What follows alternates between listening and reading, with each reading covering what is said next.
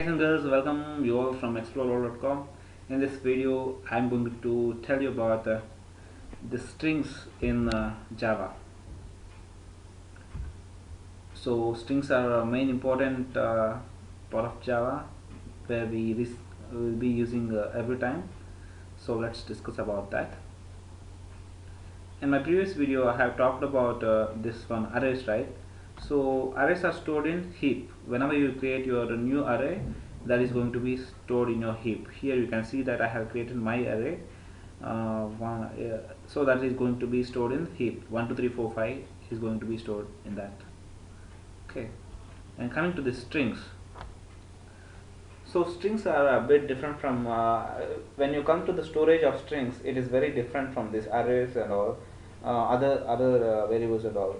So here strings are stored in a separate pool called as string constant pool, whereas uh, you another memories area are stack and heap, right? We have discussed about stack and heap in before, but when you create an objects in a string, that object is going to be stored in not heap but it is string constant pool. Remember this, it's very important for your interviews.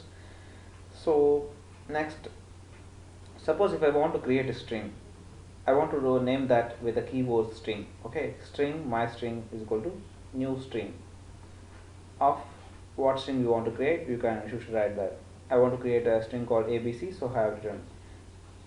And when you write this, whenever it sees the new, it will be going to create an object called whatever you specify there, that is ABC in my string constant pool. Okay, and next thing, another way of declaring this string is directly assigning the value, that is string my string 2 is equal to ABC.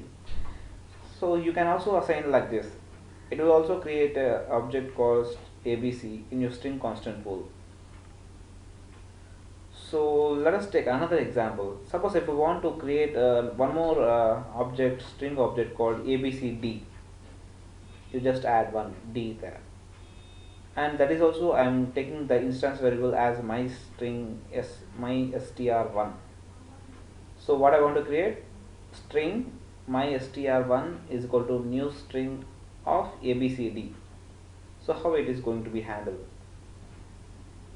Now separate object will not be created now.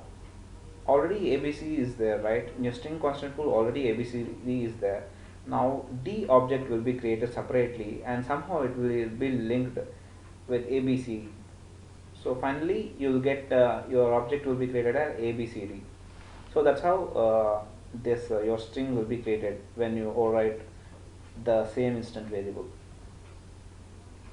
And as I said that the storage is a different, that is called a string constant pool. Whatever you create, it will not going to store in the heap. Uh, Talking about strings, you also have one more concept called as string buffers. So string buffers are used in order to save a lot of letters in your program. Then we will be using the string buffers. So whenever you are using string buffers in Java, that memory, that whatever you create the strings, whatever strings you create in the string buffer, those are saved in the heap. It is not in string constant pool. Okay, that's the difference. And most frequently used string methods, what do we use methods used in this? So caret it determines the where your character is, at what index your character is. So that's why we'll write the syntax as caret int index. And compare to string s2. So whatever you want to compare your string, that with what string you want to compare. Suppose I want to compare explore with explore all.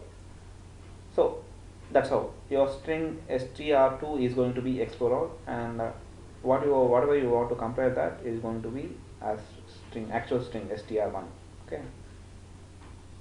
Next, concat is used to attach two strings.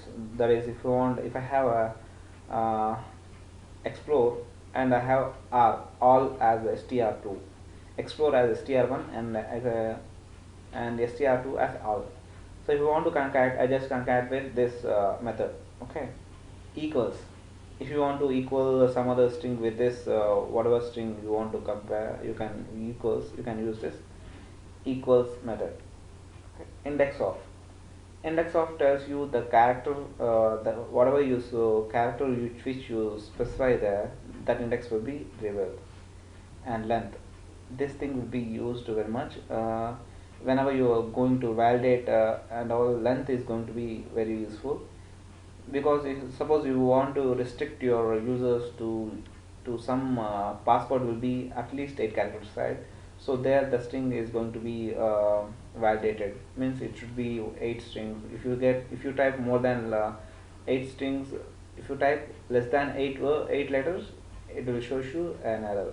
Okay. Length determines the size of your particular string. Okay. And next is replace. If you want to replace your old character with a new character, you can just do that with this replace string method.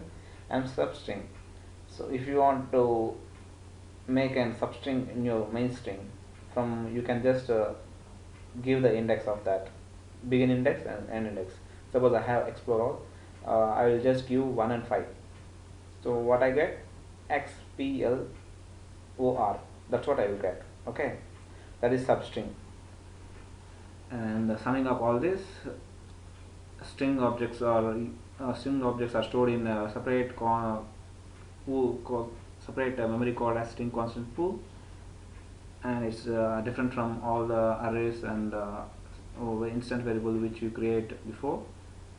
And it has some of the methods which are used in this string methods.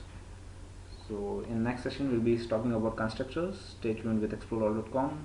Have fun, happy coding, take care, bye bye.